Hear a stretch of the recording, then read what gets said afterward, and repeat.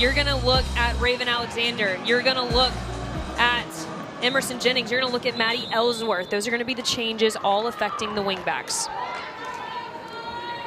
We are off from Louisville now, so let's love the game in this ACC Network Thursday night primetime matchup. Louisville on their home field in black, Pitt visiting in white.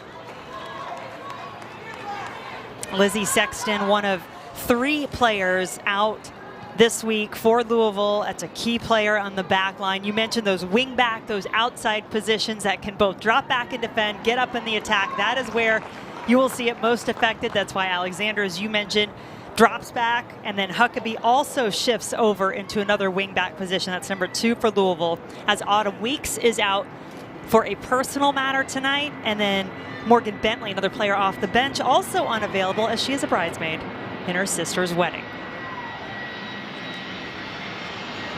You might hear little planes, trains, and automobiles going on around here. It is a busy place. Plane just going by overhead. We might see a train as well. And I will promise to try not to use too many cheesy puns with the 2 of those. Here is Fury and that Pitt attack, getting into the box early. Boy, this Panther team is going to come at you, coming in with an 8-1 mark overall on the season. And early, you can go ahead and see what Louisville is trying to do. They had a lot of success against Virginia, playing more of that low block style. You're not going to play through us. You're going to have to go around us, and Pitt gets a corner kick out of this one. This could be on repeat for tonight. Pitt, one of the best in the country in terms of earning corner kicks. Number 2 overall.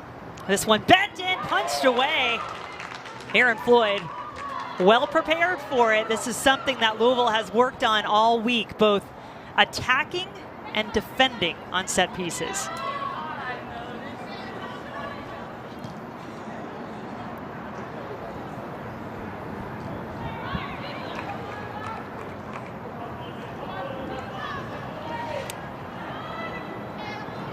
Louisville, as you might imagine, could be picking and choosing some of their moments to get up and pressure in that area of the field.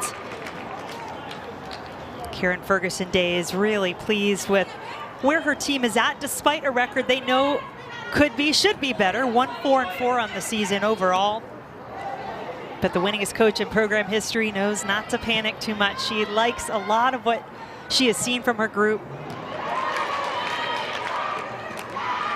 Feels that maybe those results not necessarily reflective of the way they've played. So proud of that draw. First point ever against Virginia. Cavaliers a top 20 team in that ACC opener as Raven Alexander is fouled here. And you mentioned it, their record just not really reflecting what they've been able to do in some of these game moments. Chance creation has not been the issue for this Cardinal side. Fiona Geiser, number 19, one of the freshmen into the starting 11 for Louisville. Makes her 6th start of the season tonight. Freshman from Munich, Germany.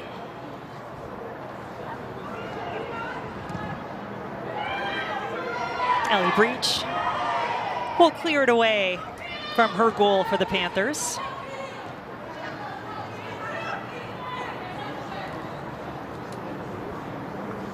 Breach, sophomore goalkeeper, top 5 in the ACC in save percentage so far. Panthers 1-0 in conference play, getting a win against NC State in their conference opener. Here they come in the attack. Sage Stelzer, freshman, getting her 2nd straight start, but turns it over.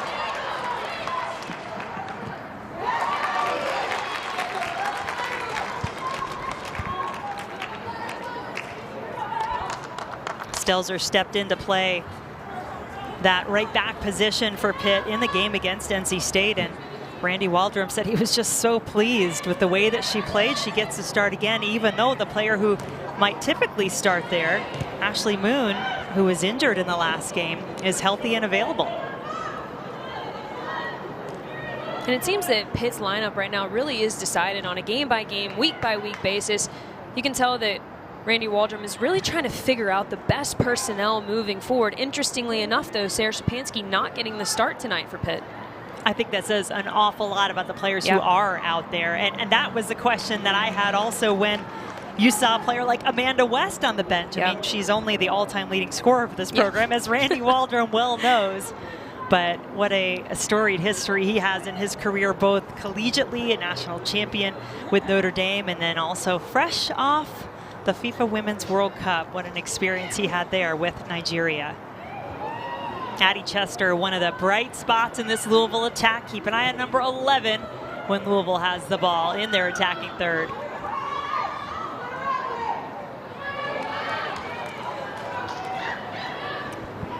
Panthers finding some space. Here's Landy Mertz. Alexander, in her 6th year with the Cardinals, has primarily been a defensive player, even though she scored a boatload of goals in high school and had been playing more of an offensive role this year as the offside flag comes up, but called back into defensive duty tonight with some of the absences.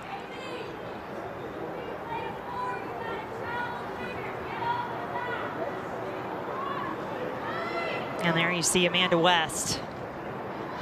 One of 3 ACL injuries last season for the Panthers. And yet they put together their most successful season in program history, making the ACC tournament, the NCAA tournament for the first time ever. And oh, by the way, going all the way to the Sweet 16.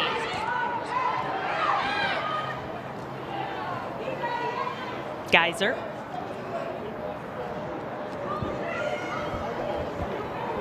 Little out of the reach of Emerson Jennings.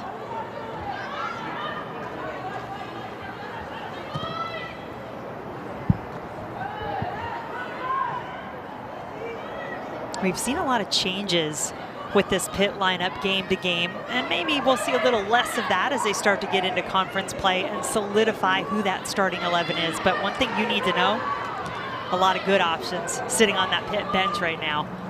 Mertz cuts it to her left. Looking across.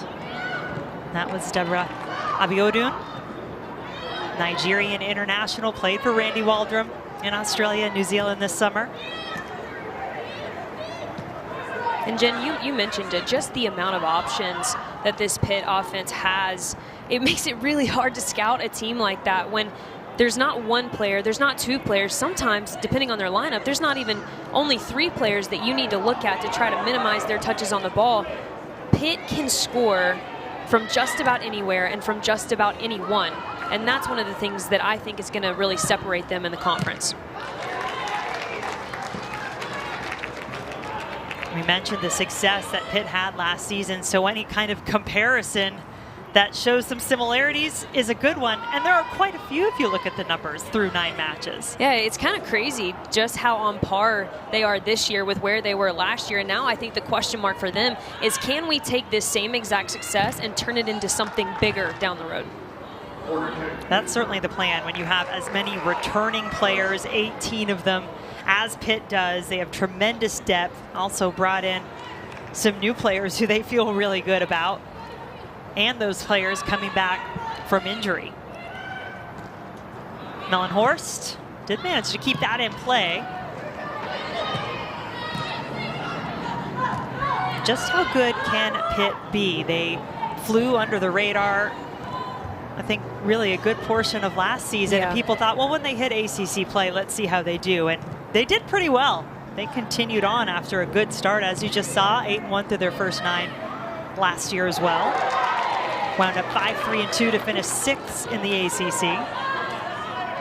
And look, that's a fair question, right? When you look at their non-conference schedule compared to some of the other teams in this conference, you kind of wonder, right? Is it gonna translate when they get into conference play? If anything showed us something about this Pitt team last year, is that it is, right? They're using this time to build their connections, build their offensive fluidity, and last year it worked, so we would, I think, be unwise to think otherwise.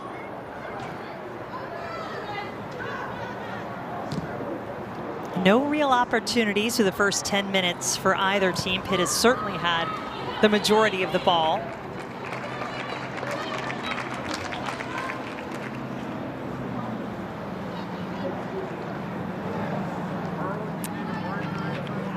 You can see what Pitt has coming up. Just the one ranked opponent in the non-conference portion of their season. And then you know what it's like once you get into the ACC, you'll get your fair share. Yeah, and interestingly enough, that is the lone loss on their schedule up to this point.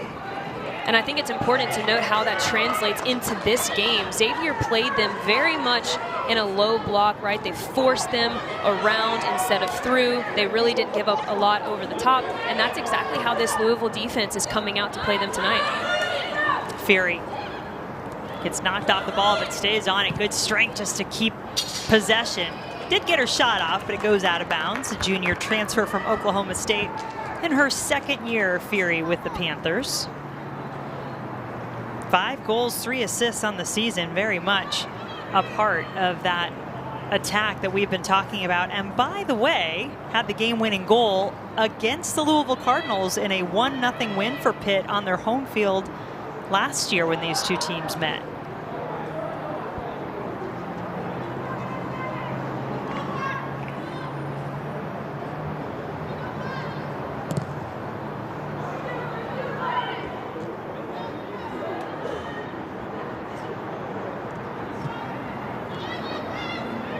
Off the goal kick, let's see what the Cardinals can come up with.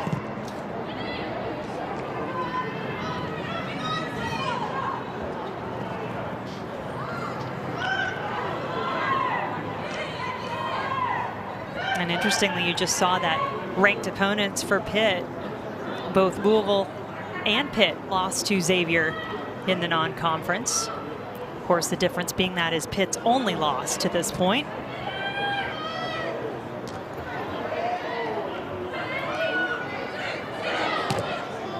Stelzer wanting to go up over the top, but that space well covered.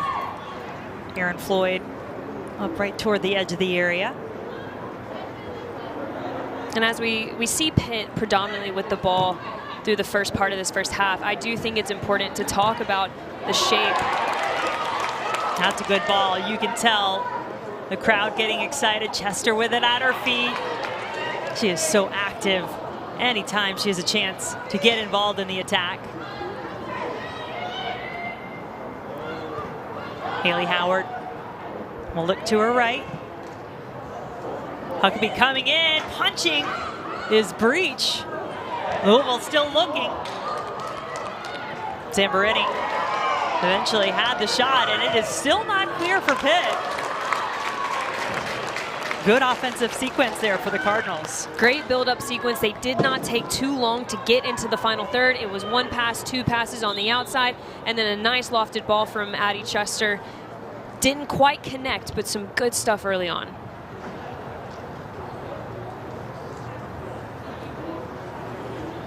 Alexander ready to take the throw from the corner.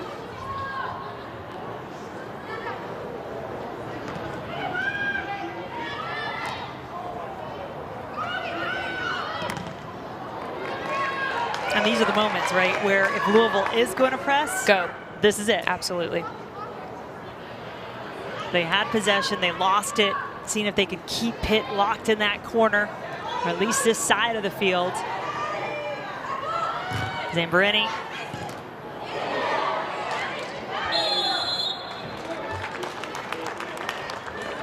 And Jen, the important moments of what we just saw, the key there is to not let the ball switch the point of attack, right? You don't necessarily have to win it when it first comes in bounds. Just do not let it switch to the opposite side. And they did a great job there of not allowing that to happen. Sergio Gonzalez, our referee for this match tonight. Natty Ellsworth puts it in and then out. Tuesday, the Nothing But Net crew will look at every ACC school's upcoming basketball schedule. Yeah, that's right. Basketball season just around the corner. They'll break down the women from 7 to 8 Eastern and the men from 8 to 9 Eastern right here on the ACC Network and the ESPN app.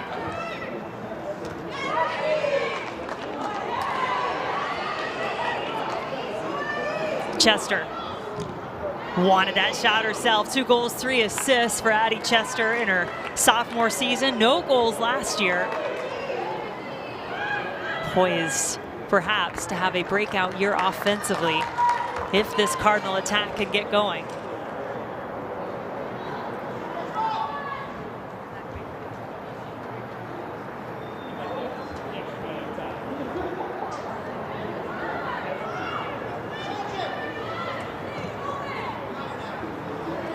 We've seen most of the attack, it feels like, come down this near side for Pitt. That Amanda West side has not seen too much of the action, at least not so far in the first 15 minutes. Couldn't agree more. And I think that's just sometimes a tendency of a lot of teams to play down the right side because they have more naturally right-footed players than left-footed players. But oftentimes we're seeing Amanda West out there on an island. I think that's a key for Pitt tonight. Knowing you're going to play against a compact defense, how quickly can you switch the point of attack? And this is a good little ball over for Mertz. One-on-one against Alexander. Mertz, Alexander stops it but does concede the corner. Second of the match for the Panthers coming up. Taking the corner for the Panthers, number 10, Kira Mellon. You remember the last corner kick came right into the goal from the other side. It was punched away by Floyd.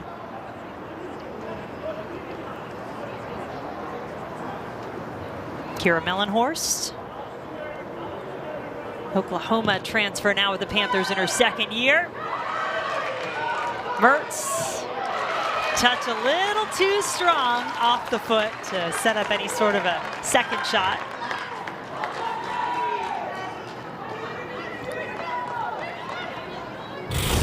Yeah, you said it, Jen. Her first touch lets her down just a bit. She was poised for an absolute missile. Probably looking upper 90 there, but the touch just gets away from her. Absolutely excellent step from the Louisville Cardinals there. They cleared the post quick and efficient and did not allow her to regain the composure and have a go at goal. Louisville has played around with their formation a little bit. Karen Ferguson Day is telling us she really likes the way her team looks in this 3-4-3. You hear three in the back, you think it sounds risky perhaps defensively, but she loves the way that the wingbacks can help cover, the two holding midfielders can help defend when needed. I'll be honest, a 3-4-3 is my favorite formation in soccer if you have the wingbacks that are willing to do the work. That's always the problem, right? That is a formation that is asking a lot of the wingbacks, getting box to box for 90 minutes. But she even told us there's going to be a lot of changes in that wingback position, especially since they don't have their normal wingbacks there. But I love this formation because I feel like it offers you so many numbers to win the ball in the midfield, which just puts you closer to your own goal. And so far, so good in what that back line and helpers, we'll say, have been doing to keep this Pitt attack at bay. And any time that you can force a team like Pitt, who's got so many weapons, especially in the wide channels, anytime you can force those wingers back to do defensive work, you're kind of mitigating their attack. Mertz, once again, finding some ground. Cross to nowhere. A lot of matches going on across the ACC tonight, including, how about that scoreline? Number 3, Florida State trailing Syracuse by a goal in the 54th minute. Not the score I expected to see drop down there. Well, the Seminoles have come out firing, working their way up to that number 3 ranking. Got North Carolina, Virginia in action, Notre Dame, Duke as well. A couple other ones going on, and that may require a moment.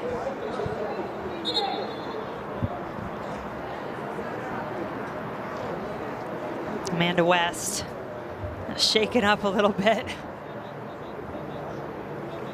An incredible career she has had in her time with the Panthers, helping them through this ascension, having to sit out last year with the ACL injury. She had 6 goals, 3 assists in the 6 matches she was able to play, helped working her way up to number 1 all-time for the Panthers in a number of offensive categories, including goals and assists and points.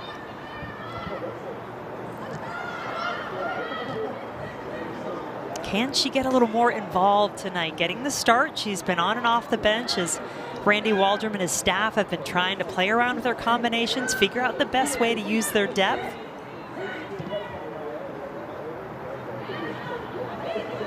West is the one making a run for this ball, but it is taken care of nicely.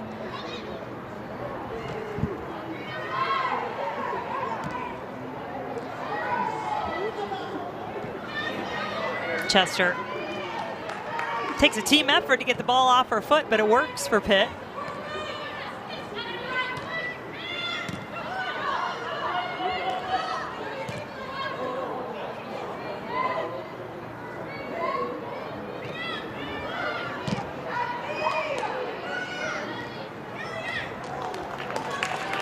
errant touch there from Deborah Abiodun.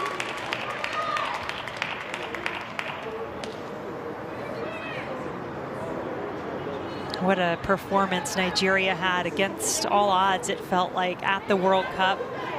And she was a part of that with an extremely difficult group, but they were hard to beat, hard to score on. Something that we found out, Randy Waldrum actually took a page out of the Pitt playbook when he didn't have much time to work with his Nigerian team. Ball into the box is grabbed by Breach.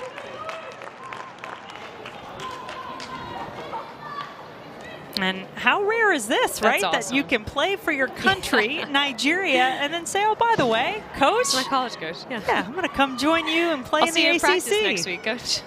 That's special. Awesome. It was really cool to talk to him and understand just how much he actually takes from both his time at that level, at the World Cup level, and then puts it back into the college ranks. And then, like you just mentioned, he takes things he learns from at Pitt and actually puts them in play at that level. Another ball served up, a little closer to Fury this time. So there's plenty of time for the service for Pitt, but not the finish just yet. Right, absolutely. That's something that Louisville is going to concede. They're going to concede those wide areas, allow you to get the service off so that they can be numbers up in the center of the park. And here it actually looks like, at first glance, I thought that Samaya Fury actually ducked on that ball, but it looked to just bounce right in front of her. She was trying to squat down and head it, but from first look, that looked to be an incredible service that she ducked on.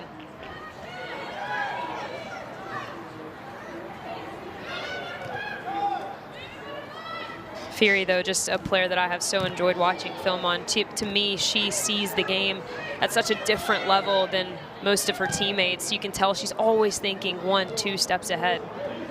That's number 23 in white in the middle for Pitt. West has her pocket picked. It's been good defending. And the Virginia Cavaliers would tell you all about that. Louisville really held strong defensively, had the lead. In fact, they had the lead, Louisville, in each of their last 2 matches. Wound up dropping points, having to settle for the draw against both Wyoming and Virginia. Chester will unleash, but a little wide, and it did take a deflection. So first corner coming up, and remember, these are what Louisville has been working on, understanding this may be some of their best offensive options tonight. Taking the corner for the Cards, number 11, Addie Chester.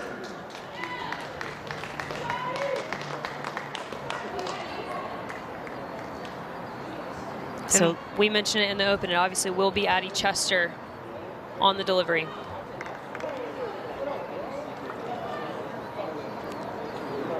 Had an assist off a set piece in each of the last 2. Can she find one here? No, a little too close to the goalkeeper. And actually, technically, one wasn't an assist against Wyoming because it wasn't. I knew you were going to say this. Yeah, I knew you were going to go there. I had to make sure. But she did serve the ball that wound up in the back of the net. So I'm going to give her some credit anyway.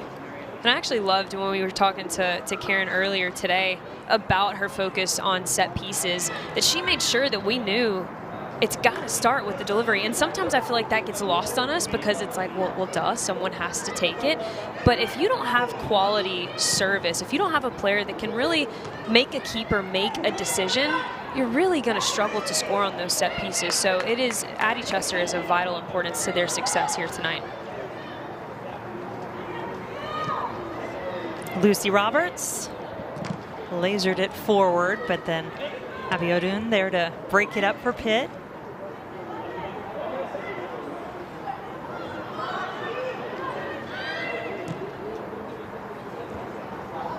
There's some space there, just couldn't corral it. Emerson Jennings on that far side.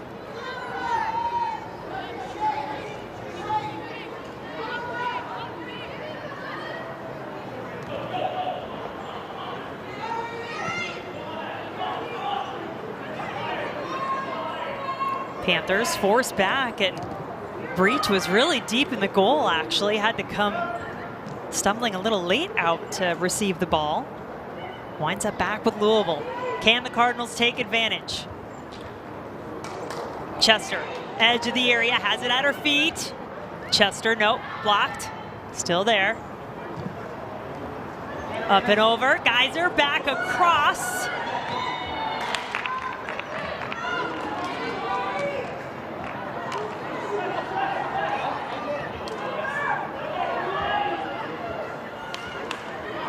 Well, in the end, it doesn't amount to really anything too dangerous, but a lot of good build up there in possession for Louisville. And I do feel like we just have seen basically a 2-minute drill from the Louisville Cardinals. You can tell that they started inching their way, and you're not going to see them go all out with this high press, but what they're going to do is they're going to sit and they're going to clog the channels, and that's going to force teams into mistakes. And right there, Pitt gave it away poorly in the back. They were able to jump, win the ball really high up the field, and then it was about being as quick to goal as we possibly can, and that's exactly what the game plan is right now for this Louisville Cardinals side.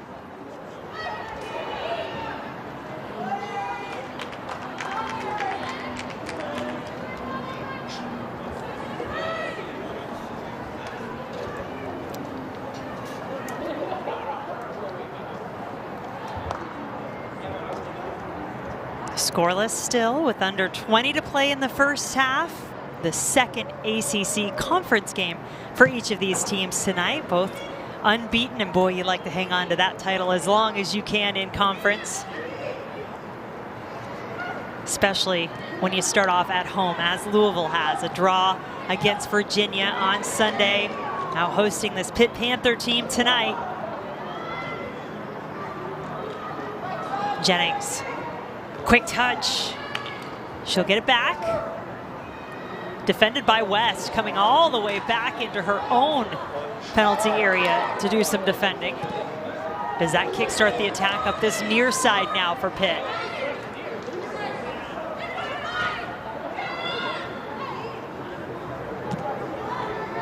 Fury had crisscrossed her way out to the sideline, now dances back in.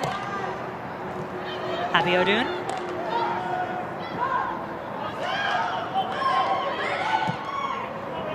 Mertz brings it down. Again, one-on-one.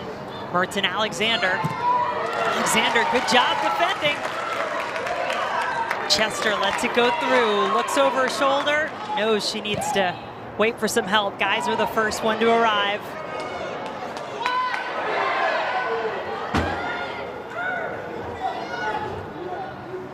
Zamborini, senior for the Cardinals, lofts it beautifully into the corner.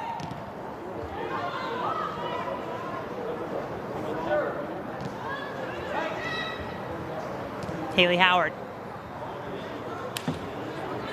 Misconnection there.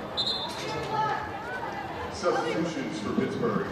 I wondered when we might see some of these substitutions. We know Louisville is shorthanded tonight, but with all this depth we've talked about for Pitt, including one of the top attacking threats in the ACC right now, and Sarah Shapansky, who you see coming on.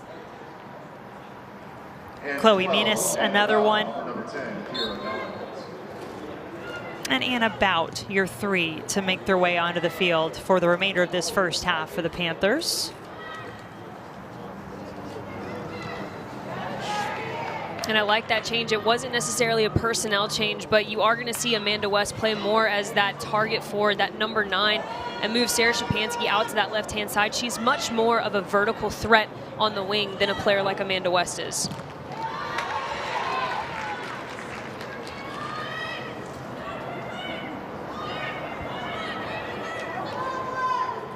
Panthers will get everybody set here for another corner, just giving these substitutions a chance to get right into the action. 6 goals, 5 assists on the season for Shapansky.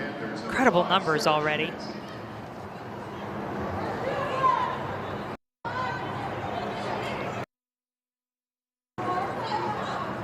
Here comes the service at the back post. Batted but not away, and it's in the top of the net, perhaps a bit fortuitously for Louisville. And it was a dangerous bending ball initially on the delivery. A left-footed in-swinger that just is trying to tuck into that near post. Puts the goalkeeper into no man's land, and just a header that got way too underneath it.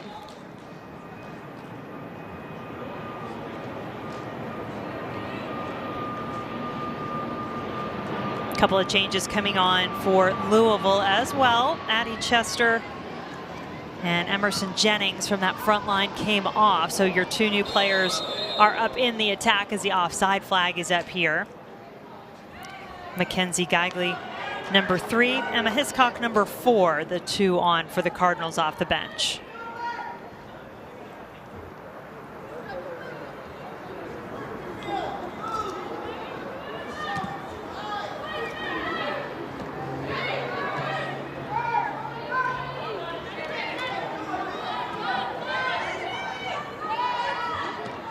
Sometimes when a game is deadlocked like this, substitutions can change the game for the better or the worse if you're not organized to begin with.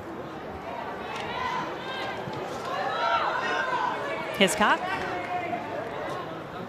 senior for the Cardinals, will get it back. Does well to keep possession. Over to Howard.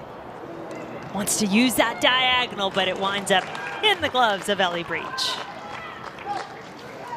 What a week 4 ACC Network football lineup we have for you that starts Saturday at noon Eastern with Syracuse hosting Army. Then Boston College squares off against Louisville and will cap the night with number 17 North Carolina and Pittsburgh at 8.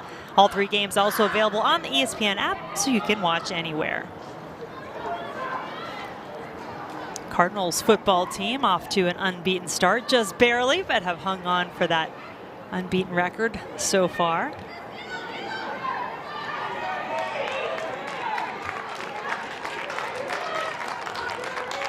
Anything surprise you here, Marion, particularly from Pitt's standpoint, that we talk so much about this offense and the way it can click and move, but that they haven't had too many really dangerous opportunities yet? Yeah, you read my mind, Jen. Actually, I think we're seeing, for Louisville, I think we're seeing the exact Louisville setup, the exact Louisville game plan that we were expecting to see. But I think for Pitt, I'm a little bit surprised at the lack of interchange between their front 5. I know that I harped on that in the open, and then that's how it opens up a lot of space for their playmakers to operate in. And right now, we're not seeing a lot of players dropping underneath, runs being made in behind. We're not seeing a lot of vertical threats, and that's allowing really for Louisville not to think much about their defensive shape. They kind of just have to jockey 3 or 4 ways to the left, 3 or 4 ways to the right, and they're covering sometimes two players at once. And so I feel like the need for Pitt's energy has to be a level up, especially when they get those balls into the attack. Well, they're going to get a free kick here off that foul from Haley Howard.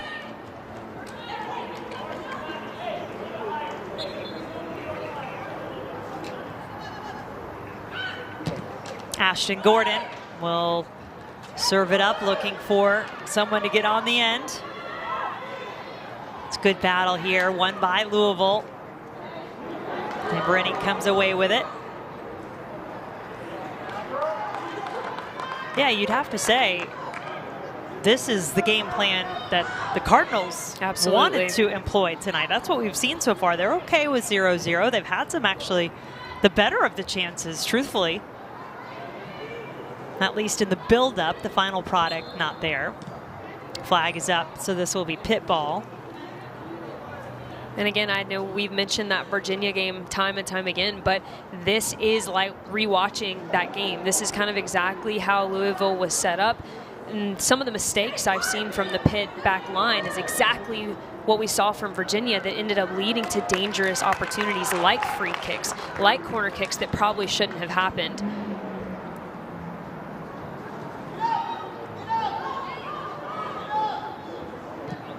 Roberts will come all the way across to Maddie Ellsworth.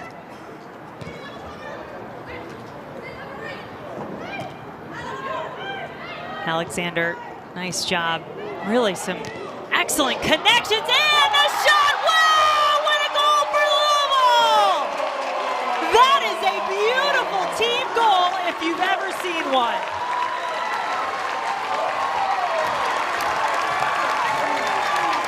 That's how you do it.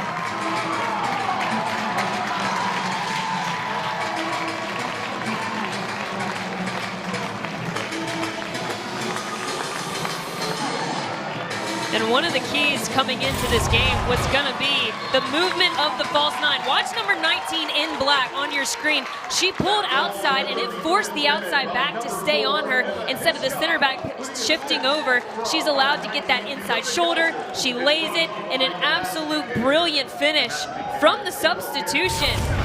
You mentioned it, Jen. Emma Hiscock, sometimes substitutions change the game. Sometimes it's for the worse. This time, absolutely for the better. And that is the first goal for the senior since 2021. She had 4 goals that year, didn't play at all last year. Welcome back, Emma Hiscock. Does that spark the Pitt offense a little bit, maybe? And here's another look at it. The lay, she actually kind of hits that one falling down a little bit, but it just floats so perfectly, like the ball had eyes almost.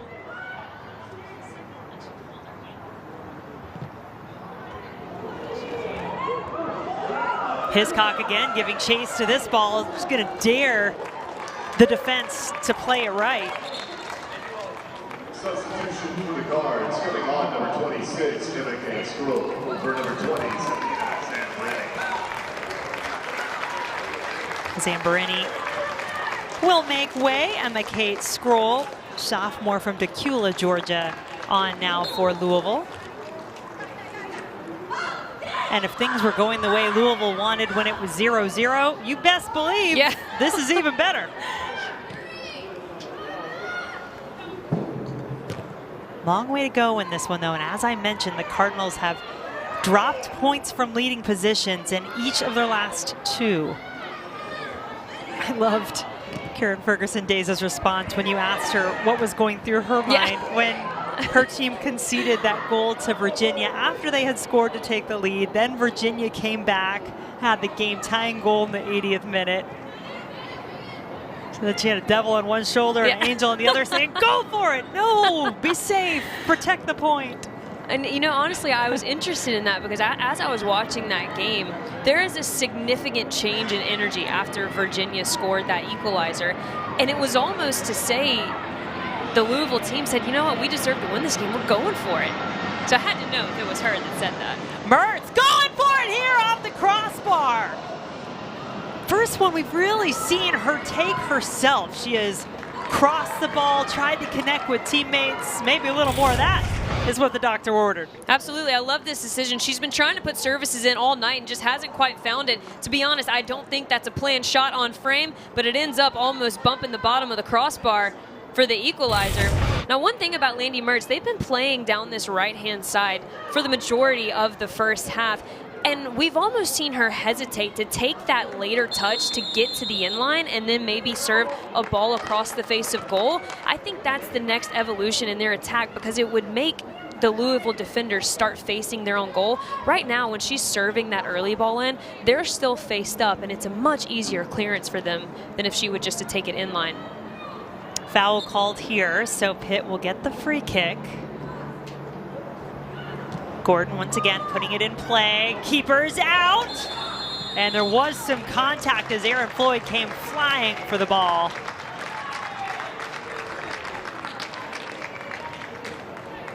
Not a bad idea on the delivery. Just puts it around that 6-yard box because it's forcing the goalkeeper again. Do I come off my line? Do I stay? She decides to go. And referees, great job. He's always going to protect the goalkeeper in this situation.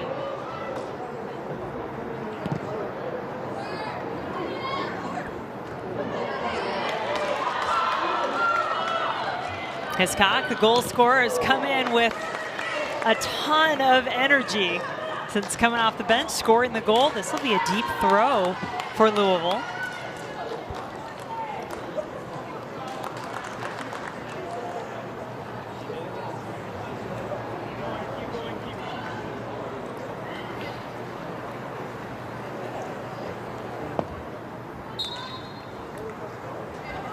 Raven Alexander has been the one to take these throws for most of this first half so far. Just about 6 minutes left to play in our first half from Louisville. Cardinals with the lead.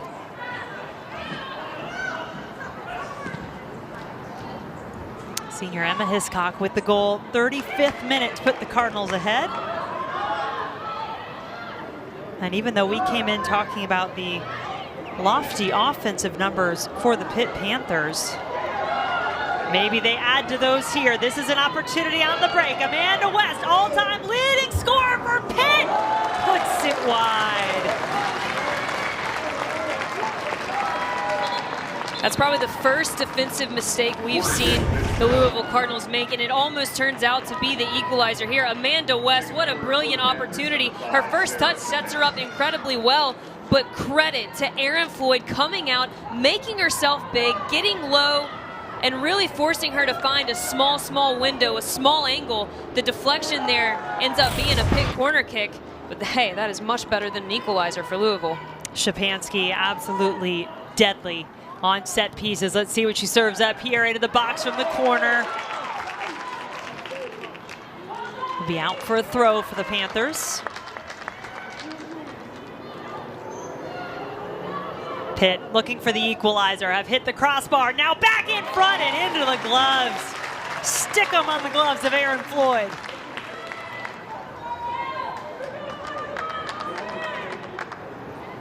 Erin Floyd, you can tell she came to play tonight.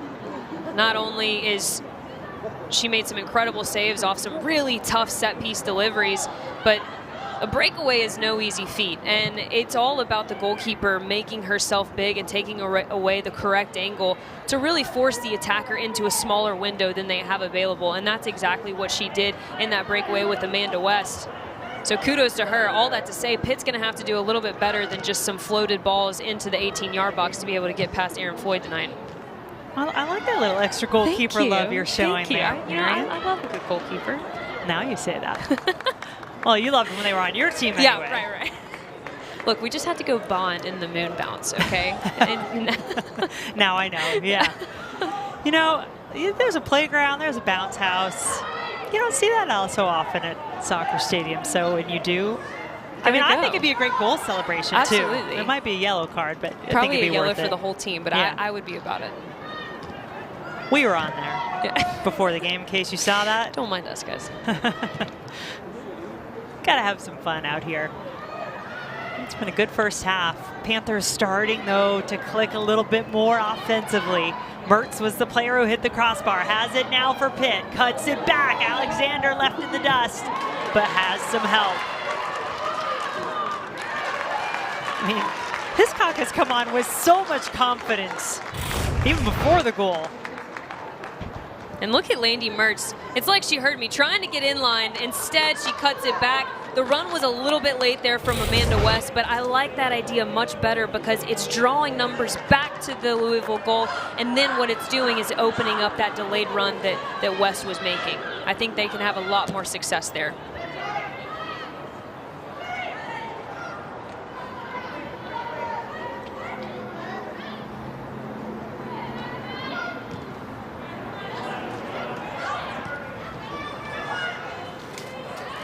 If you're into the preseason polls, Pitt was picked 7th by the ACC coaches in the preseason poll, Louisville 11th. Relatively close to where each team finished in 2022 in conference play, but a very evenly played match here so far, and one that has the Cardinals with the advantage with 2 minutes to go in the first half.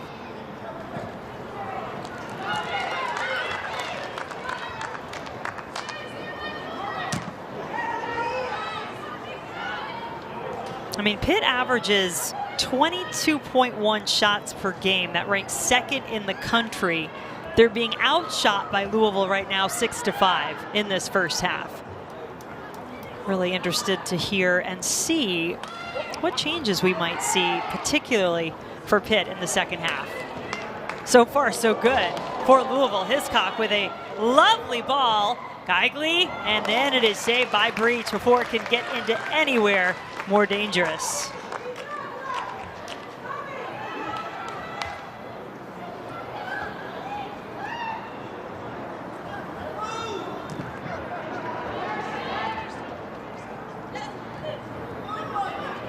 Player that's probably had the ball more than anybody else in this first half, number 6 right there, Landy Mertz.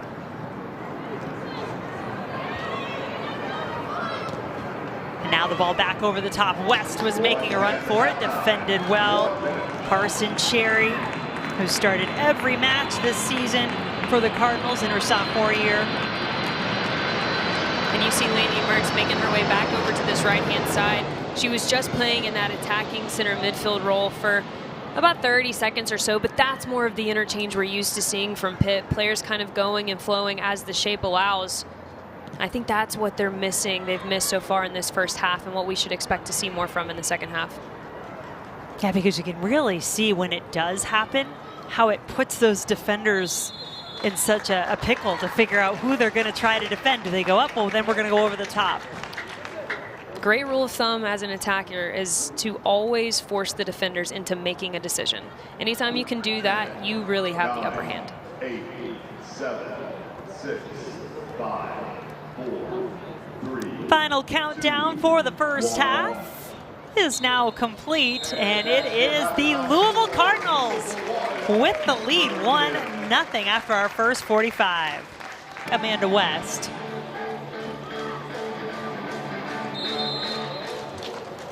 Louisville will start off with the ball in black. And the Pitt Panthers, see if they can heed their coach's words, come out with a little more intensity. I think you were feeling the absence of that at times too, Marion, in terms of just their approach, particularly when they would get into the attack. Another change for this Pitt side, from the starting 11 at least, is keeping Anna Bout, number 12, in that attacking midfield role.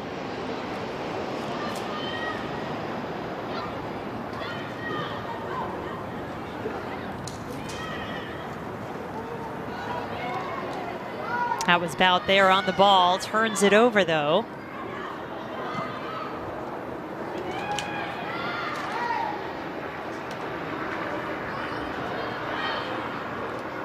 Four across the back for the Panthers. They have really become accustomed to that 4-3-3 shape under Randy Waldrum in this, his 6th season at Pitt.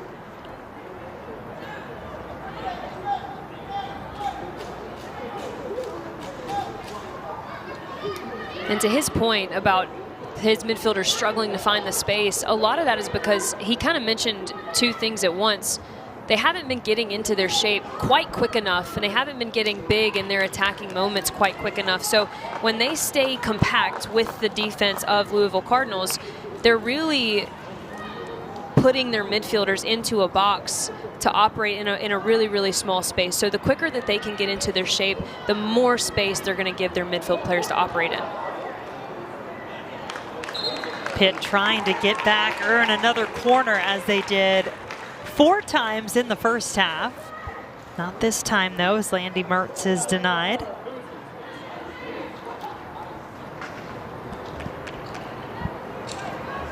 Erin Floyd certainly doing her part so far as well. A couple of saves for each goalkeeper in this one. Erin Floyd for Louisville, Ellie Breach for Pitt.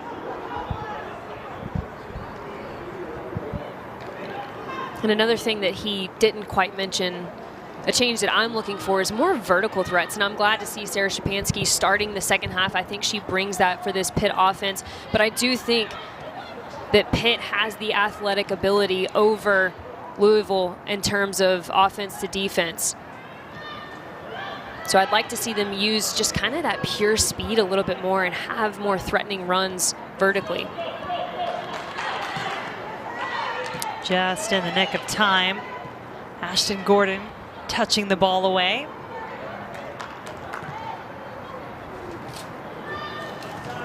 Chester and Jennings really applying some pressure for Louisville there at the top. Geyser also has been good, was very involved in the goal from Emma Hiscock off the bench in the 35th minute.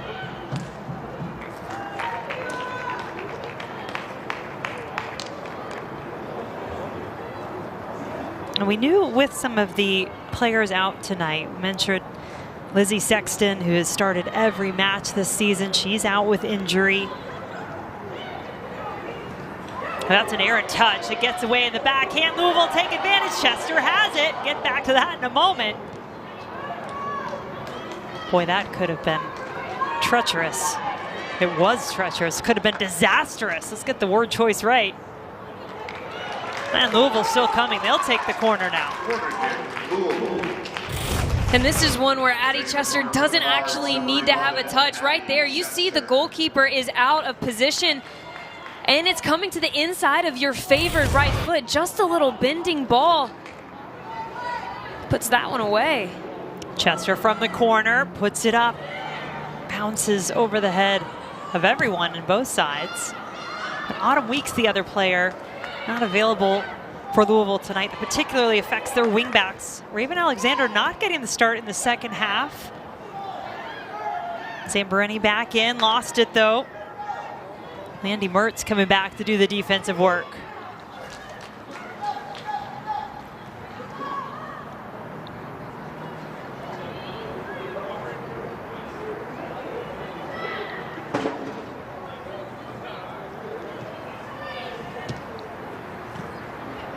And if you thought that Louisville was just going to sit on this lead and hold it, that's a handball now that is called by a referee, Sergio Gonzalez. So free kick Panthers.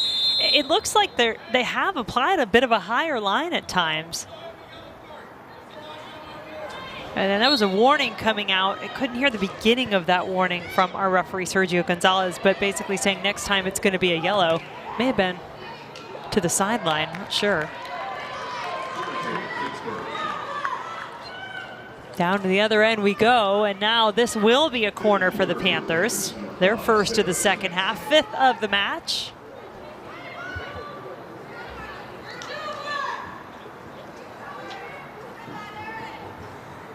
And remember that Sarah Shapansky did not start the first half. She'll get the corner here. Drives it across. Oh, that was set up. That's what you want, right? Absolutely. Couldn't have been a better ball delivery. But he mentioned it, right? Movement in the box has been a bit stagnant. And a lot of that comes from not doing the extra work to get yourself open, right? So as an attacker, you're always thinking about how you can kind of push the defender into space so you can then retract from it. And that's just what's not happening right now for Pitt.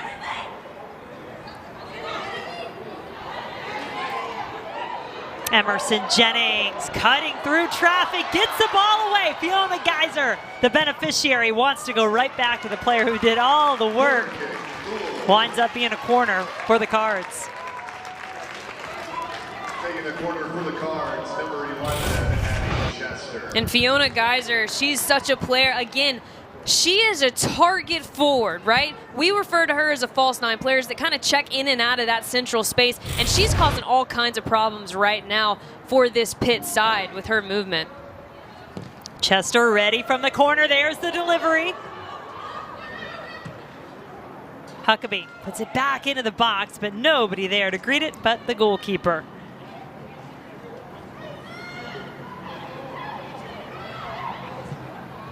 Now Pitt ready to run. That is Anna Bout, player you mentioned, was a track runner in high school. This is her 5th year with the Panthers, but has some speed, perhaps to get into those spaces that Randy Waldron was talking about at halftime. And I love that that's coming from the attacking midfielder. Sometimes the timing of that deep run is so difficult for the front three because you're right on the edge of the back 3 or 4. When it's coming from that deeper position, the timing, and really you're getting the ball facing the goal you're trying to score in, just makes it so much easier all around. Shapansky will come over to take this free kick as well. Has Lainey Fuchs, though, the Austrian freshman for the Panthers, as an option. I think this is all Shapansky, though. With a delivery like that, why wouldn't it be? Outside of the foot touch, had a little spice to it, but maybe not enough power from Ashton Gordon. Panthers coming in with a record of 8-1 on the season, just the one blemish on their schedule, and they've done it by scoring a lot of goals in the non-conference. They take a lot of shots. They score an average of over 3 goals per game, but that offensive attack, a little tougher to come by tonight. Yeah, and you know, Randy Waldrum knew that this was going to be difficult for his side, and he actually was the one that mentioned Xavier. Obviously, we talked about Xavier being the only loss right now for this Pitt side. And Xavier's game plan was very similar to Louisville's. It was setting up in a really tight defensive shape. And like you mentioned, not necessarily playing a certain line of confrontation, but more about being compact through the middle part of the field to force them into these wider areas. Szczepanski has been all over the field to start this second half, and now I think we are going to see a yellow card after maybe just a little bit too much grabbing on the jersey. Yellow card issued to Louisville's number 6, Lucy Roberts picking up the card for Louisville. So you see Sarah Szczepanski, great body positioning, and she tries to go wide. Absolutely a card. No need to pull on the jersey there. Szczepanski had her beat, but a veteran foul. She probably knew that Szczepanski was into goal. She didn't do that.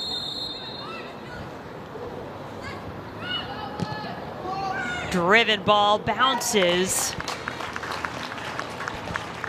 but the runner is not there in time.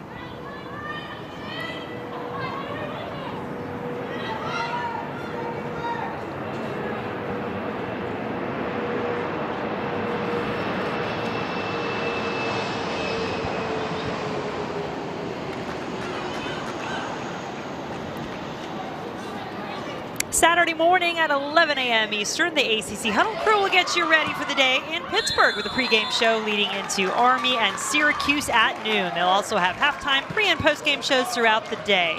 After all the games, stay right here on ACCN for a full postgame show to wrap up the night.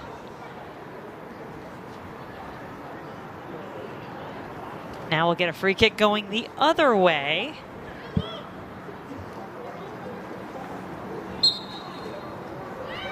And Lucy Roberts, the USF transfer, grad transfer joining the Cardinals this year, willing to just play it quickly. Betsy Huckabee, player Karen Ferguson Days just loves, oh, Chester did get a quick touch on it.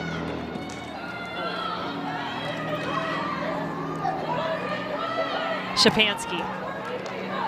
Haven't called Samaya Fury's name very much yet. She is the player running for this, and it is left at her feet. A huge mistake. Floyd comes out, but maybe there's too much contact. Let's see what the referee says. Certainly it's a foul. You'd think it's a penalty kick. He's immediately going to come look at this. This, though, we'll get the explanation. Obviously, Floyd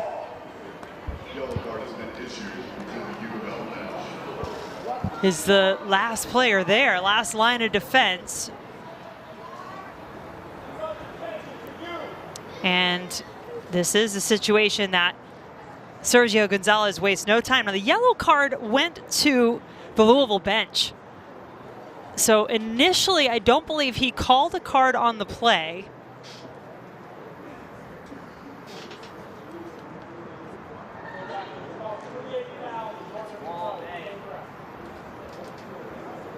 Believe initially a foul was called on Floyd that will set up a penalty kick. The question is this a denial of an obvious goal scoring opportunity? Now, this is a little different when it involves a goalkeeper. And she clearly is making a play for the ball. What are you seeing here, Marion? That angle is perfect. Yeah, I'm with you. I don't know how else you would like her to come at that ball, and I think the timing of it is what's making it a little bit confusing. So right there, Fury gets the touch, but in that moment, Floyd is already diving, right? She's already in motion of going to ground.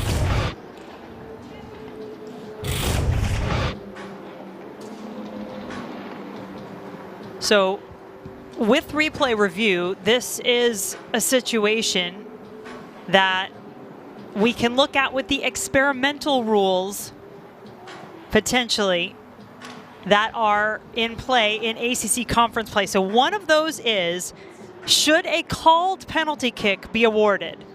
So it was called a foul, would be a penalty kick that can be overturned upon video review with these experimental rules in play. replay rules. There they are for you. That's a mouthful. And the decision is going to be no penalty.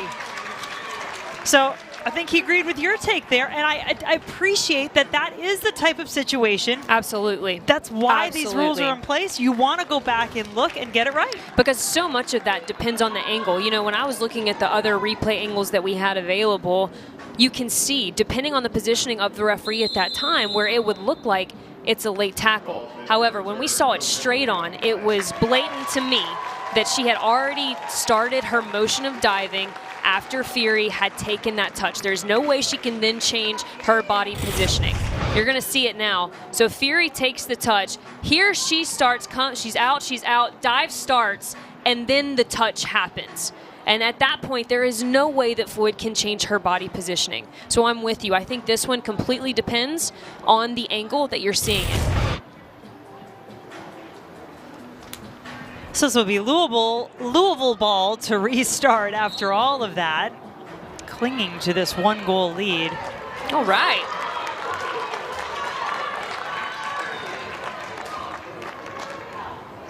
And really fortunate, Louisville, as well as they've played defensively all night. I mean, that was a clear defensive error that basically set that ball up on a platter for Samaya Fury to put away. Yeah, we haven't even talked about that from Maddie Ellsworth, right? Not the error and not the player you want to be near when you have an error like that, but one now that you kind of get a second wind about, right? You have some hope that you're still in this game, because that could have been a complete energy turner, a complete momentum changer.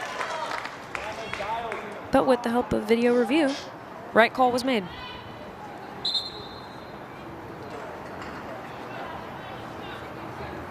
It has certainly gotten a lot choppier over just these last few minutes. Yellow cards we've seen now to both teams. And Addie Chester, so good on the set pieces for Louisville. Will take this one here, bend it away. It's going away, and then it is misplayed. Breach maybe took her eye off it, had it in her hands.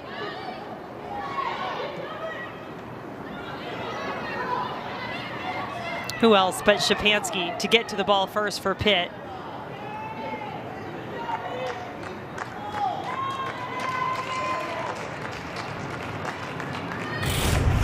From one incredible goalkeeping display on one end to almost a miss on the other, just goes through the hands of Breach there. Szczepanski backing up her goalkeeper, and good thing she was. That's why you set your players there, just in case, and had the player well marked for Louisville.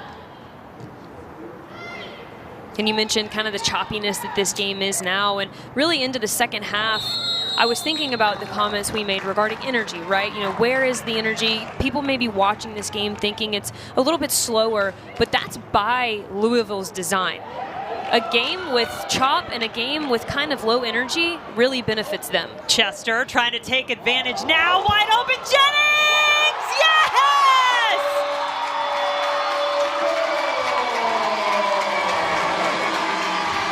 Emerson Jennings, the beneficiary of the beautiful work from Addie Chester, and Louisville now up 2.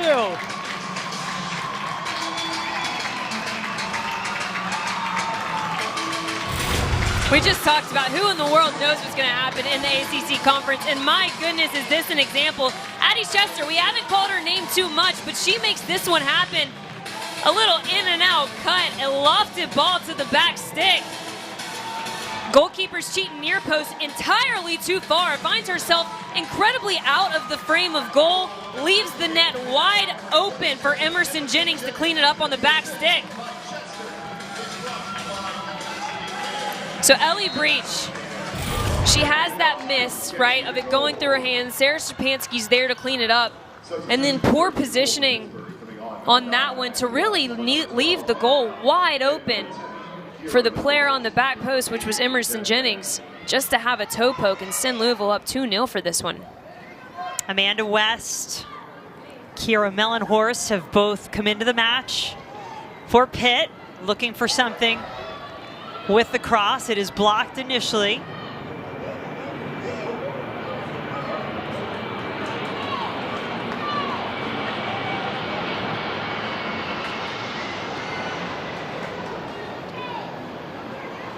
There's been one match all season long that Pitt has trailed in, and that's the one they lost prior to tonight.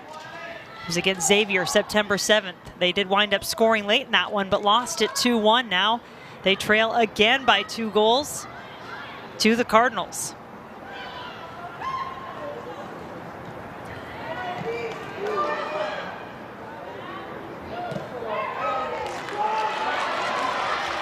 Shot of adrenaline, that's what this team came in playing with. And Emerson Jennings, fresh off her goal, knew exactly where she wanted to go, just didn't have Chester on the same page. I was about to say, it was actually an incredible ball. And here it is, Addie Chester, she's in and out, and then the lofted ball to the backside. But what I want you to realize on that one was the body positioning of the goalkeeper. It was too far when Addie Chester had the ball, way too far to the near post. She actually left the net wide open before Chester even lofted that ball to the backside. Truly an easy goal, a clinical finish, of course, but one that probably could have been avoided. West running this down, one touches it. Fury, ferocious, getting to the ball. And then a little too much contact after. Such a good run to get there. For Emerson Jennings, a sophomore out of Noblesville, Indiana. Had been dealing with an injury, out about a week and a half. Did start the last game against Virginia, getting back to full fitness, and now has her first goal of the season.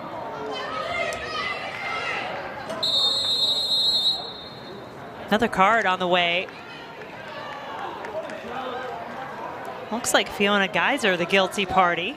Maybe just delaying the restart.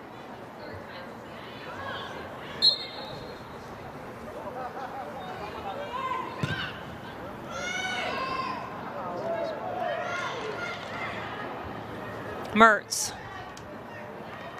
It's been a tough task handling Landy Mertz all night long for that Louisville defense, and it does earn the corner kick. Her work. Landy Mertz does a lot of the dirty work, right? When we showed that graphic earlier, there were 3 players. It was Amanda West, it was Sarah Shapansky, and it was Samaya Fury really getting all of the love on the score sheet. But Landy Mertz does a lot of the hard nitty-gritty work to get them in situations like this. Shapansky forces Floyd to come out and make a punch.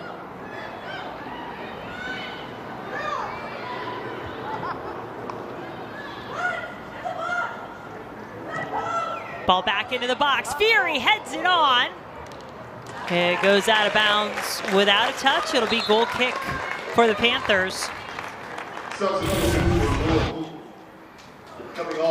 And Pitt trying to do anything they can to get it across to their numbers. You see 3-4 Pitt jerseys on that backside, but well defended by Louisville. They have been extraordinary so far in the set piece defensive work and in those long ball deliveries. A lot of times that's how Pitt will really get teams under pressure, is they'll send an early diagonal ball to all their numbers on the backside, and Louisville is just not falling for it tonight. 3 changes just coming into the match for Louisville. One of those running after the ball was Mackenzie Geigley, number 3. She's one now trying to get to it. Immediately crossing toward Geiser. Raven Alexander, Emma Hiscock, the first goal scorer of the night for Louisville, also back into the match.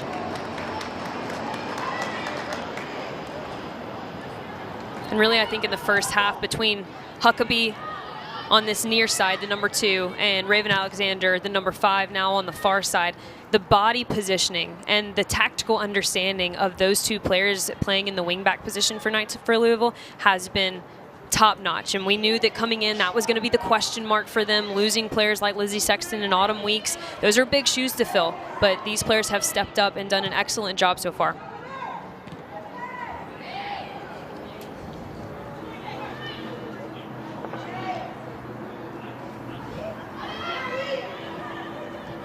Isn't it interesting when you think something that could be a point of weakness, just because these are players having to maybe play where they haven't been, becomes a strength. Hiscock laid it across, left it short, intercepted, but will Try again. Huckabee. First touch let her down. Szczepanski sends a ball over the top that has the clear message of let's go. Here come the Panthers bringing some numbers now into the attack. Fury, edge of the area. Has some room. Now does get the ball across, headed back central. The shot blocked. That's a little more what the Panthers would like to see, though. Mertz. Her turn to go against Alexander.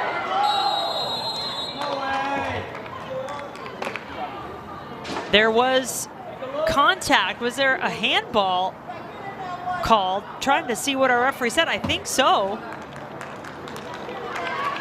Handball would be a penalty, of course. Let's take a look back. Right there. Yep. I thought it bounced funny. Our angle is diagonal across the field from that, but Haley Howard. Again, this is one of those situations. It was called a penalty. It was called a handball. This can be reviewed, so Sergio Gonzalez is going to come take a look at this as well.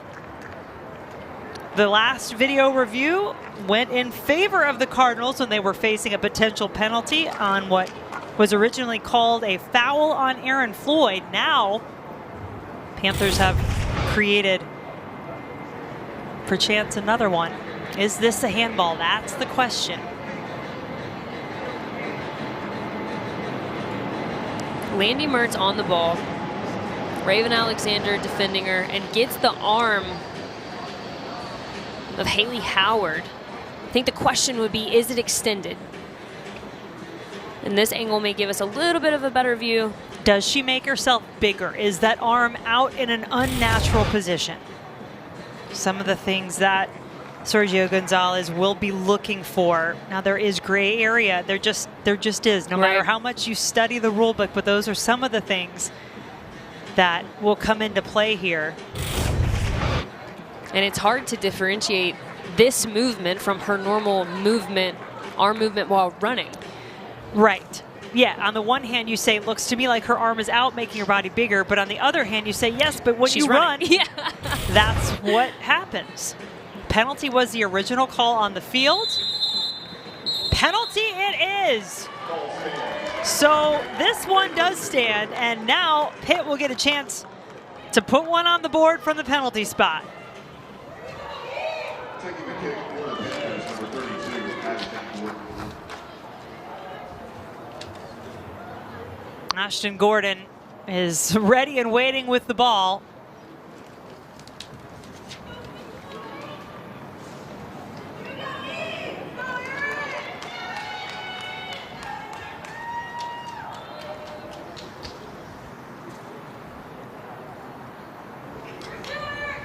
Gordon with a chance to cut the lead in half. From the penalty spot, Gordon goes and gets the goal. Panthers now have one.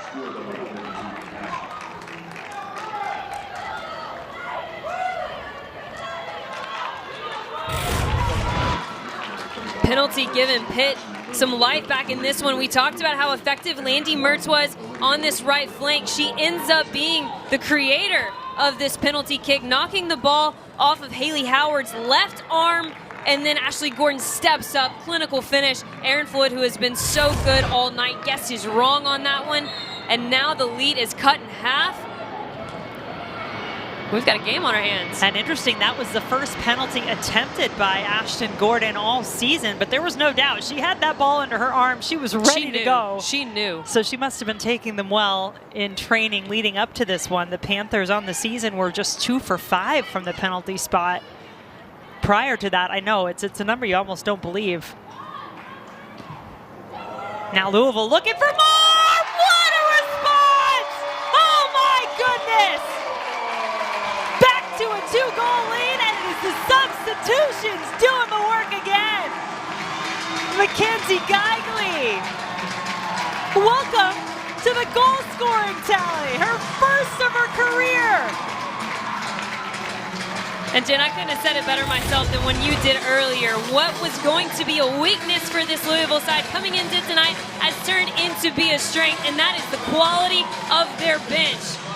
Absolute class of a finish. And it's actually Emma Hiscock on the service. So not only does Emma Hiscock get a goal out of tonight, but she's in the assist column as well. A lovely little finish to the near post. Doesn't try to do too much. Tucks that one away for an incredible response for this home side. Not even a minute that Pitt was able to savor that, that lead, sitting at just 1 goal. Now it is back to 2. And the Cardinals have tied their season high. They won 3-0 against Central Michigan back on September 3rd. So 3 goals tying their season high for production. And we talked about how you can't predict what this conference is going to be like. You can't predict the winner because it's so competitive.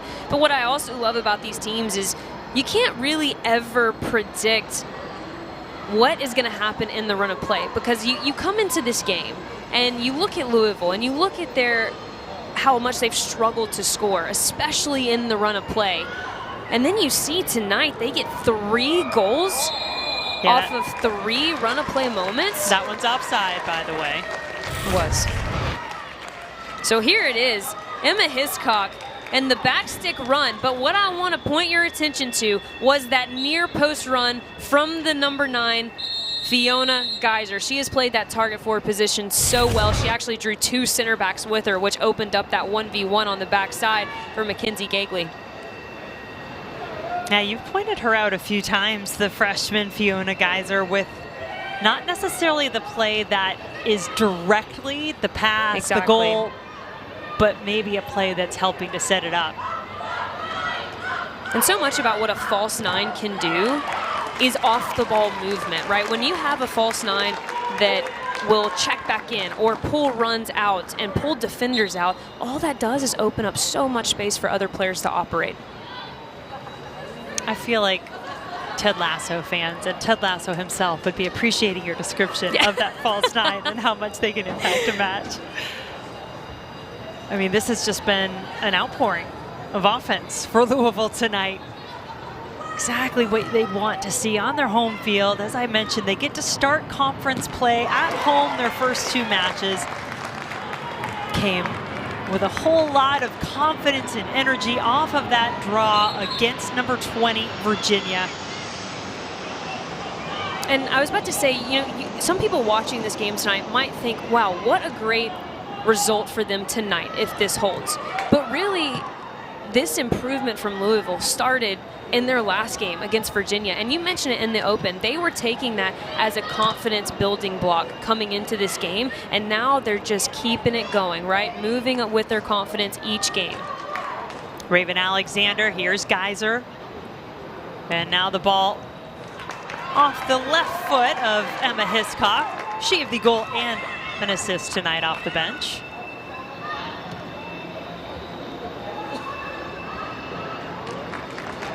So what's gone wrong for Pitt? Because they seem a bit out of sorts now, especially after conceding just seconds after they got their first goal.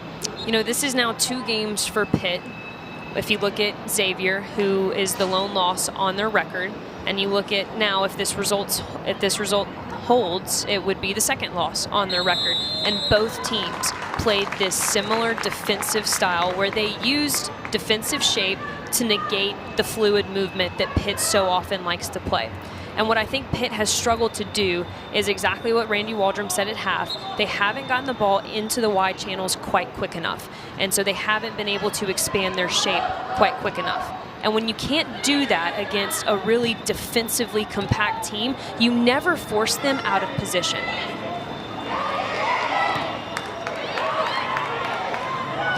Gagley.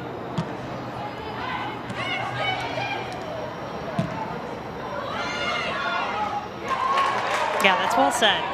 And I think it does sum up some of the frustrations of the Panthers tonight.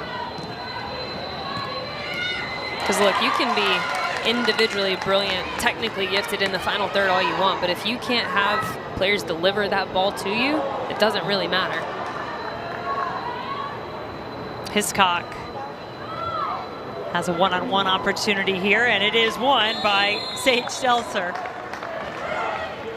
Good job defending by the freshman.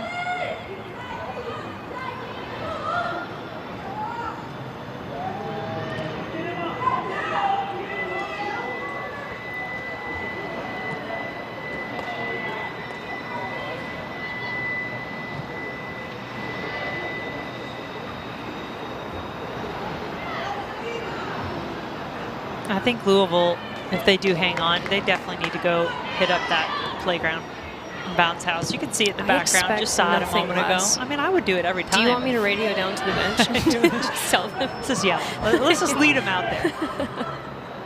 You're going to lead the charge. I know. You're saying that because you want to go back. I do. Yeah. This has been impressive. It has been. I think by Louisville, what they did against Virginia, and to your point, following that up.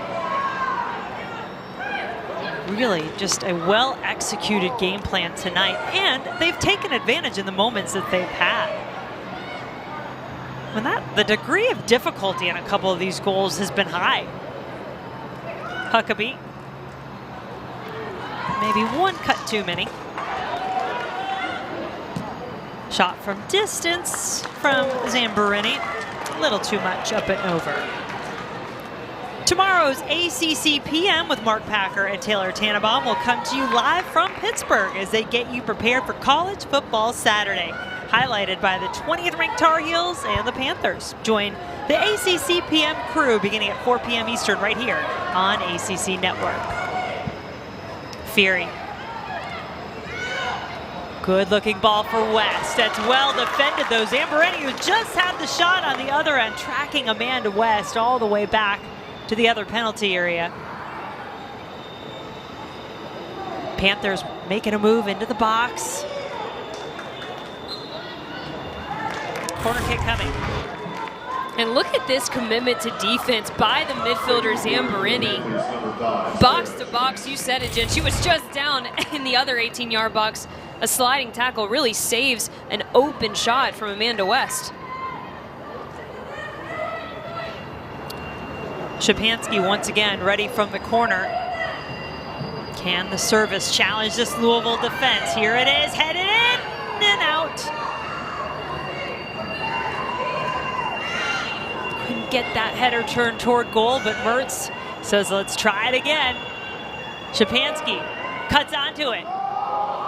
Panthers just can't get a shot. Now there it is, not on target. And Szczepanski was actually making that delayed run to the back stick, finds herself in wide open space and sets it perfectly for Mellenhorst and just could not get a clean look at that one, but so well defended. Louisville is all about when players get to their 6-yard box, really when they get to the PK spot, can we smother them with as much pressure and as many numbers as possible? And that's really another thing that's made it difficult for Pitt when they do enter the 18-yard box, is the amount of pressure that Louisville has been able to put on them.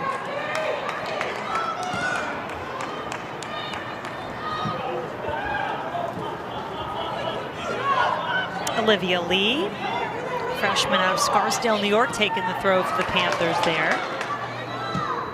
Ashley Moon, number 13, also in. Fury did make a break to run onto this ball, but then the offside flag comes up.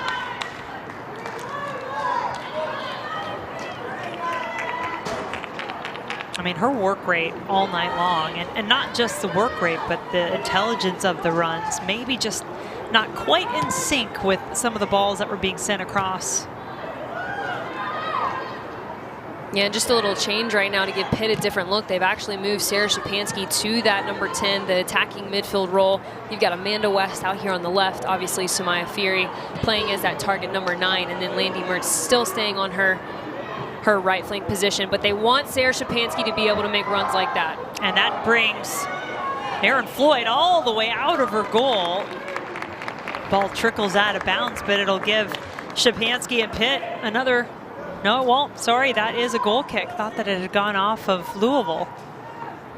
So job well done there by Floyd and the defense. Yeah, and you know, it actually works out well for her there, but out a little bit too far for my liking, getting quite comfortable back there. And look, I'm with it. You've had an incredible game, but there is still 16 minutes to play, and you're going against one of the top offenses in the country. This is where you need to really manage your risk and rewards.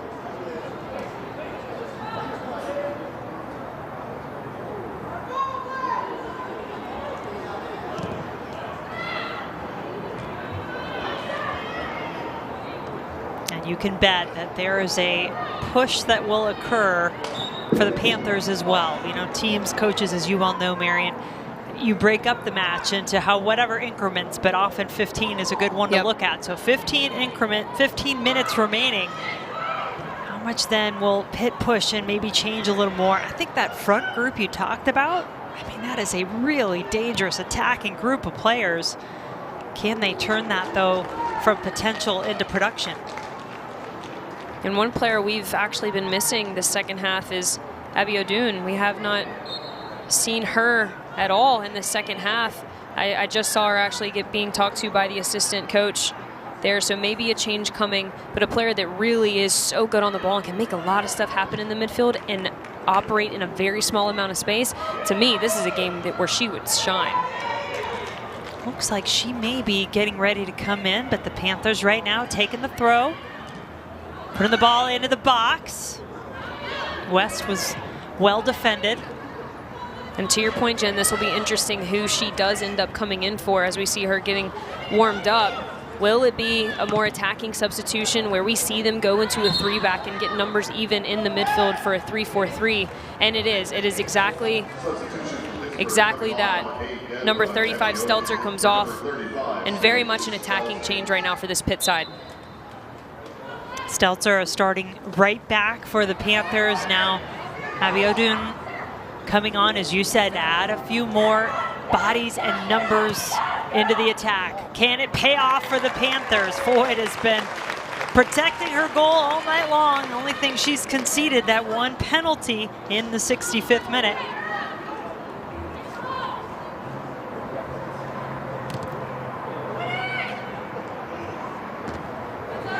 Yep, so they're going to match up even numbers now, a 3-4-3.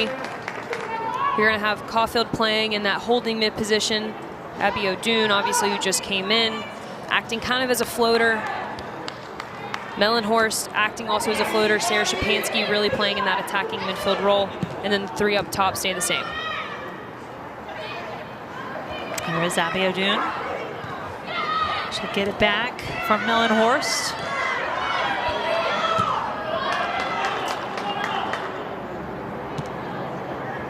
Freshman Olivia Lee being tasked with one of the defensive roles right now for Pitt as they try to attack on the far side. Mertz and Shapansky.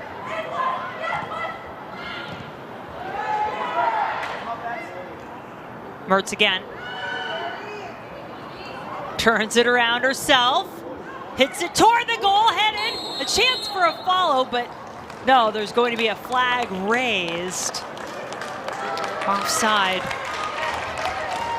or maybe some contact is what the assistant referee is looking at here on the goalkeeper. I'm thinking contact on Erin Floyd. No, offside actually. Offside it was, indeed. Could have called it on two players, actually. Yeah. I was with you, though. Yeah, from our angle, it definitely looks like there was some contact. I will say, offside or not, Erin Floyd had it covered. You know, let's just be clear. That she did. Free kick Panthers.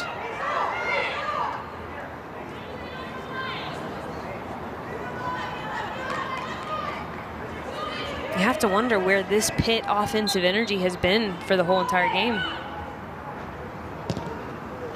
Shapansky puts it into the mixer. Abby O'Doon might have gotten a toe onto it, enough to keep it alive. Shapansky always looking for a chance to serve it across. That she does. Headed back toward the goal. Abby O'Doon, oh, what a save! Floyd stretching out. Going the opposite direction of the way she went initially. Tough save. The Panthers and Amanda West, we're still coming strong. We need to see that again. I talked about her confidence growing, and my, oh my, Erin Floyd just parries that one away. And well done by Huckabee to stay on that 6-yard box. Lucy Roberts as well. Louisville had that one well covered on the back stick. My, oh my, have a game.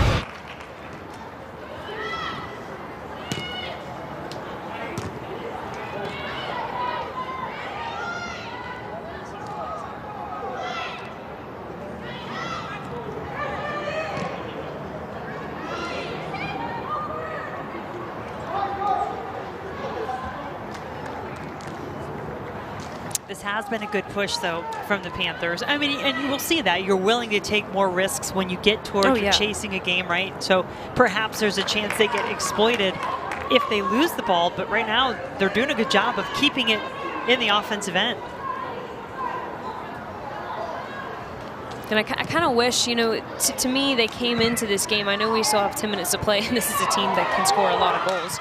But they kind of came into this game not really with that sense of urgency, not with that kind of push mentality.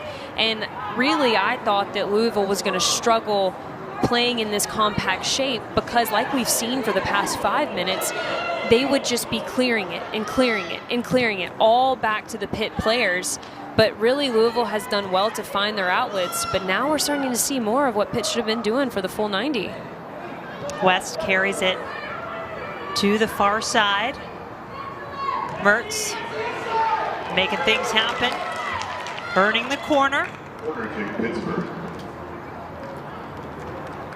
This is the 8th corner kick of the match for the Panthers, number 2 in the country in terms of corner kicks earned per game, 9.1, so they're just about at their average. Just need to turn some of these into goals. Punched away. And then right back into her own gloves, Erin Floyd, just like she meant it. Is that like the goalkeeper's version of the shooter's touch, a little bit? Or maybe like, you know, when you miss a rebound, you get your own rebound, just pad your stats a little. That. Yeah, sure. She did that on purpose. Absolutely. Getting that roll off the fingertips. Yeah, she is certainly feeling strong, as well she should be. Puts this out of bounds. She'll be frustrated with that. You don't want to give the Panthers anything at all. Under 9 to play. 2-goal lead for Louisville. It was cut down to 1, but for less than a minute in the 65th. After review, Panthers were awarded a penalty on a handball in the box. They put that away. But then less than a minute later, Louisville came down the field and gave themselves that 2-goal cushion once again.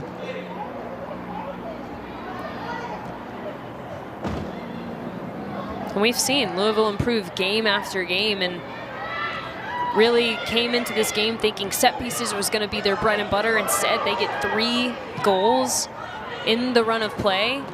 Just proof that things that they have been working on in training, sometimes when you're in an attacking slump like they were, when you're out shooting your opponents by so much but not having any goals to show for it, it is so difficult mentally to get out of that. And the best thing that you can do is start to see them go in one by one.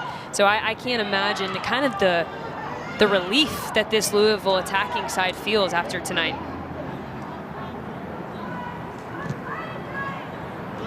Ellie Breach will try to get the ball back into the attacking side of the field for the Panthers.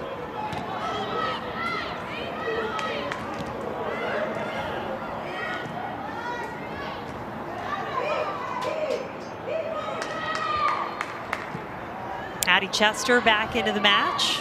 Can't do much with it.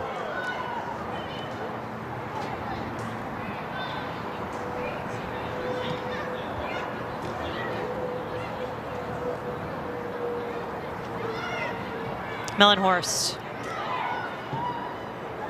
carrying it forward.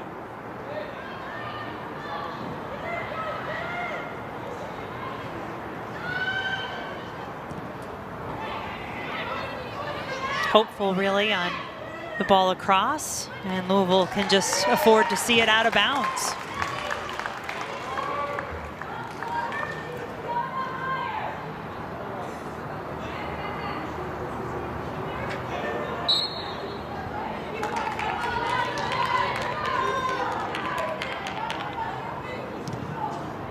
Karen Ferguson-Day is really giving her players instructions, telling Emerson Jennings to make sure she drops back into the midfield to leave Fiona a little bit higher, number 19.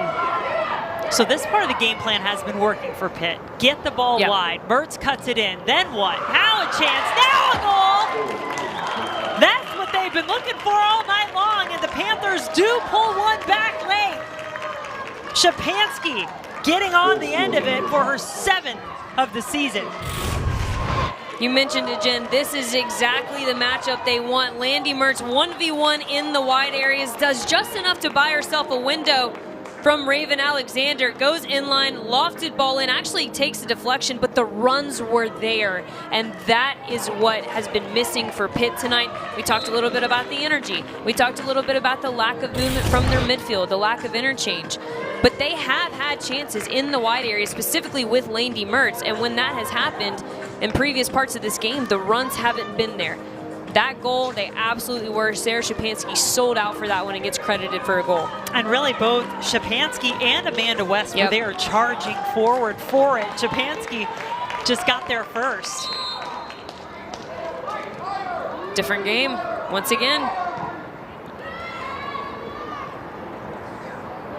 You know, when you and I were together in Provo, Utah, we got to see BYU, then the #1 team in the country, push to the limits. A 3-3 draw, very thrilling against TCU. We thought, oh man, that may be one of the best matches we see all year. And then here we sit, 3-2 in Louisville, and the Panthers pushing and on the prowl for more. Maybe if this trend continues, teams will know that when we come to town, you should expect a lot of goals. Goals, yeah, that's what we're about.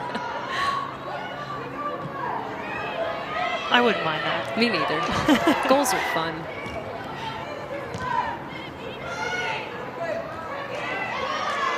That ball left a little short, but Abby O'Dinn had a long way to go with it.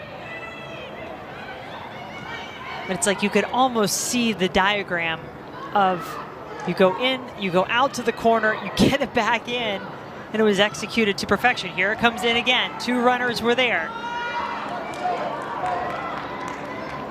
That was actually a super dangerous run on the backside from Samaya Theory. She made it late and she was completely unmarked.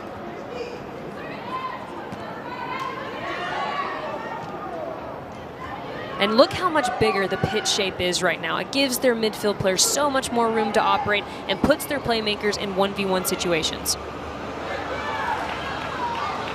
And it just feels like Louisville trying to really hang on here. And I'll remind you that in their last 2 matches, the Cardinals have led and they've conceded to have to settle for draws in both of their last 2 matches. Scored in the 77th against Wyoming, conceded in the 88th, scored in the 58th against Virginia, conceded in the 80th. That's a trend they do not want to continue.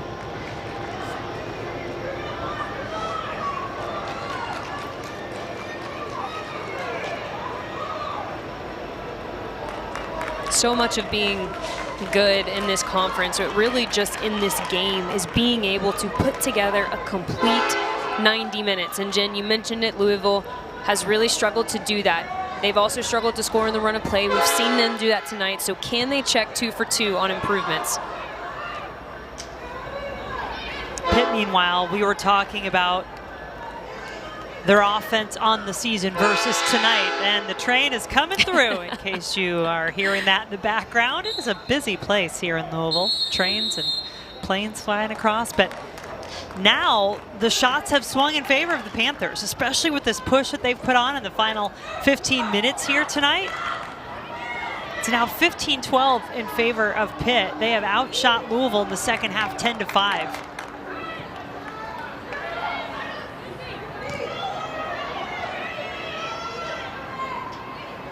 Ashton Gordon had the penalty kick that first put the Panthers on the board in the 65th minute. Ellie Caulfield, number 4, as Fury comes flying in. There's some contact, but we play on. West loves that ball at her feet.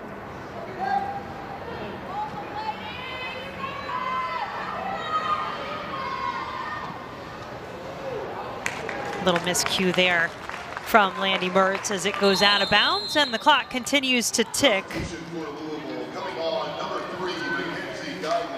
Mackenzie Geigley back into the match as you take a look at the goal scoring tonight. Quite a bit of it. Louisville had the 2-goal lead, and then they conceded the penalty, got the 2-goal lead back with Geigley, who just came back into the match.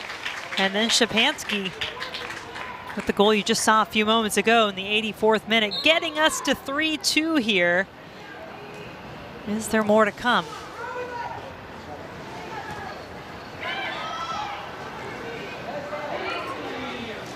Chester.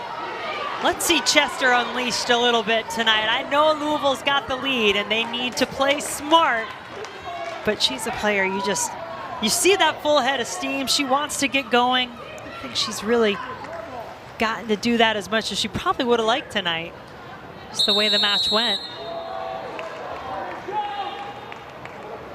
Clock stopped as now it will restart. Referee keeping a close eye on it. Remember, in college soccer, there's no stoppage time, not like the international game. What you see is what you get. When that clock ends, it is over, and there is no overtime in the college game anymore, not until you get to the postseason.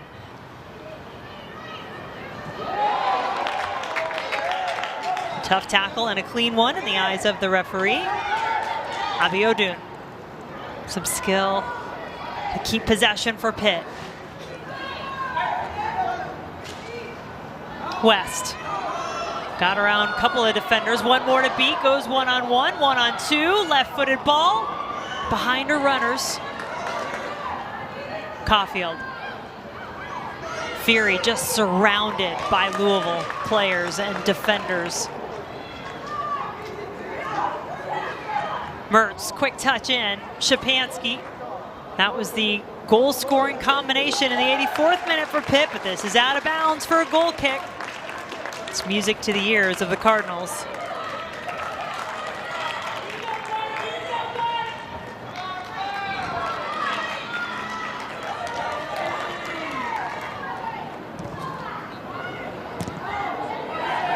Driven ball, Fury first to it for Pitt. Had an opportunity had she hit that right, but she also had Landy Mertz on the far side of the box.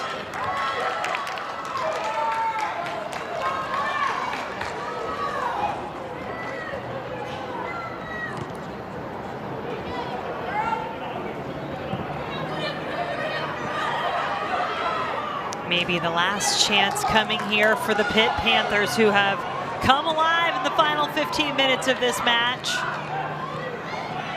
They've looked their most dangerous when they've been chasing the game. Here they come. Is there an equalizer for the Panthers on the road here in Louisville tonight? Or can the Cards hang on? Offside. The clock will continue to run, and it looks like Louisville will indeed hang on. So maybe, just maybe, don't count the Cards out this season.